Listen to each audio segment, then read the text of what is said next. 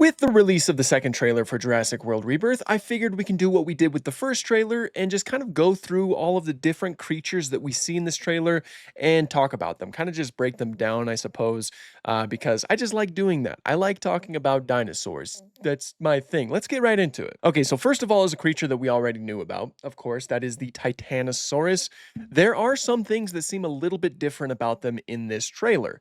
One thing I've noticed is those fins or spines on the back, on their back and on their head seem to be able to fold down, which is kind of interesting. It shows that that's a structure that has more of like an outward use, something that they use it for. Um, and on top of that, it looks like not all of them have it. This one right here has it. This one does not. And there's a lot of them here that don't have it. I'm assuming that it's a sexual dimorphism thing, which is awesome. I love that. That is a really cool thing to have. Also, can I just say how cool their colors look? Their colors look really cool. The striping right here, this is like a huge departure from the sort of like gray desaturated colors that we've seen with so many other uh dinosaur projects. Like these look like they'd be living, breathing animals. And as I've mentioned several times before, I just love this model. This is a very good Titanosaur model. It's got the bulk in the neck right here.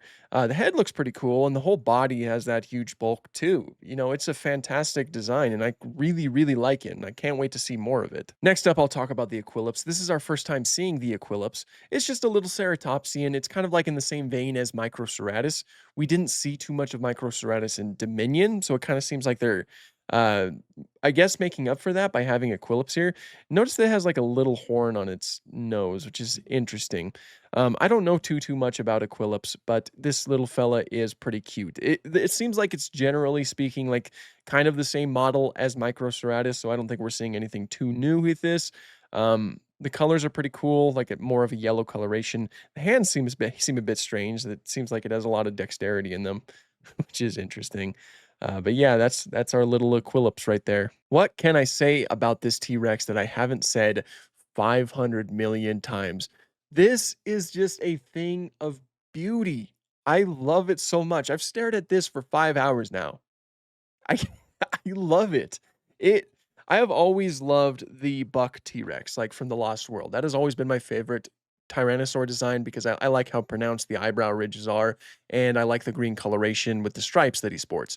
This just knocks it out of the water. I didn't think I'd ever see a Jurassic World or just a Jurassic franchise T-Rex that would surpass the buck in my eyes, and this one just does. I've heard a lot of people say that this could be Junior from the Lost World. I don't think so, because from what we hear about what this island is, it doesn't seem like that's the route they're taking. I mean, maybe it is, maybe they'll surprise us all, but I don't think it is. I'm not going into this movie expecting that to be the case. The colors, amazing. Love the striping. Again, the pronounced eyebrow ridges look great. And look how it's just standing here, just staring at the raft.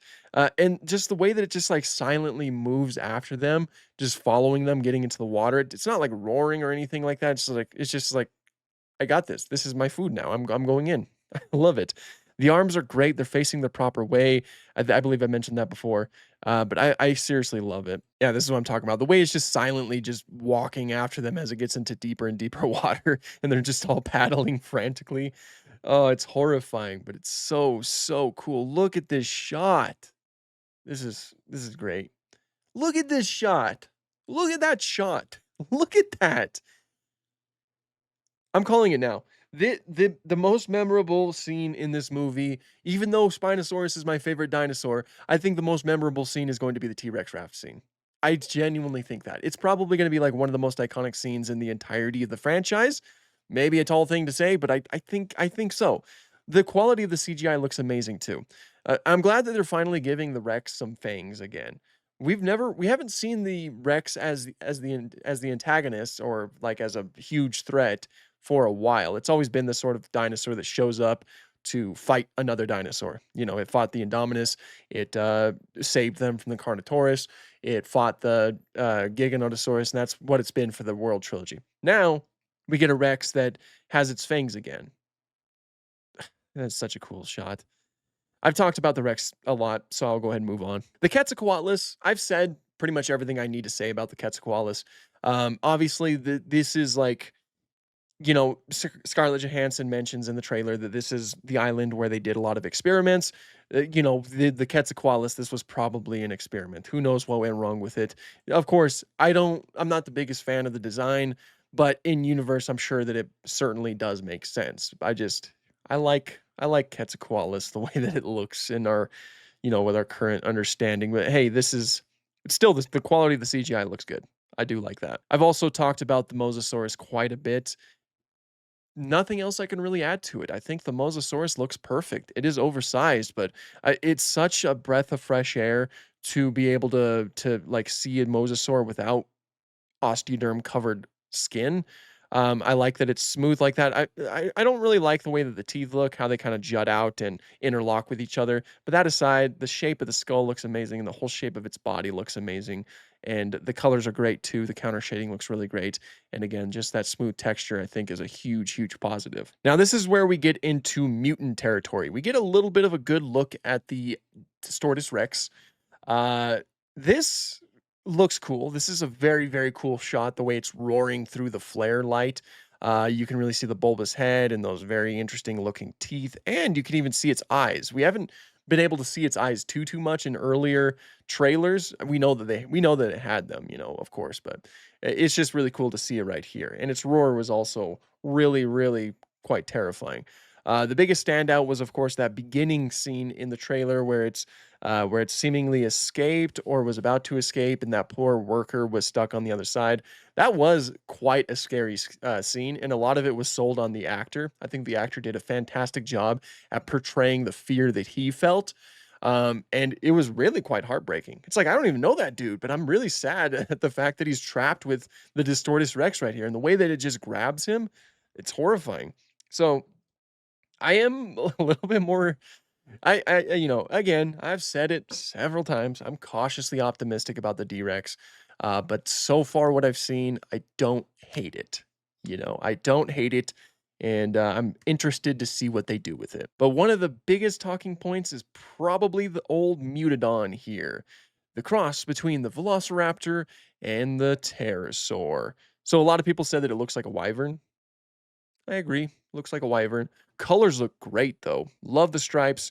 And it's not a bad design. I actually like the design a lot. I'm just same with the D-Rex. I'm a little bit hesitant going into this movie, but for all we know, I could end up loving it. So I'm keeping an open mind when talking about this. Again, the design looks really cool. I like how menacing it looks with that stare. And the fact that it has like a mixture of a beak and some teeth right here, that is overall very interesting. I especially like the way that it looks right here. Kind of looks like Ishii, but not really. I wish it had feathers. I think that would be really cool to see. I wonder what they were doing that ended with them creating the Mutodon. But yeah, you see the teeth, and I love how bulky its neck is. It gives it a very interesting shape. It's got those raptor claws, but this is basically a hybrid. You know, I mean, I know it's called Mutodon, and they're calling it a mutant, but this is basically a hybrid. I don't know. We'll see where see where they go with that. But again, I'm keeping an open mind with it. And I believe that is oh yeah, there's the failed Mutodons. This, I believe, has just completely replaced the Tiger Stripe Raptor that was in here. That was likely just a placeholder holder thing. Maybe while they were like getting all this done. It even says Mutodon down here. But it's like two of them fused together. There's even like 4 limbs, or at the very least I can see 3 arms. So this went terribly, terribly wrong. What a cool looking skull though. A Mutodon skull. That certainly looks interesting. But yeah, those are the creatures of Jurassic World Rebirth. What do you guys think? Are you guys excited to see these creatures on screen? I'm overall mostly excited to see these creatures on screen. Mostly this fella. Look how beautiful that looks. I don't know, guys. This T-Rex is just it's on top. I might have to do like a Jurassic franchise T-Rex ranking after this movie comes out, because now I'm really thinking about the way that the other Rexes looked, and this one's just so good. But yeah, that's all of the creatures. Be sure to let me know what you guys think down below. Consider checking out my other social medias and of course my Patreon in the description down below. And thank you so much to all my current patrons, and thank you guys so much for watching. Have an awesome day.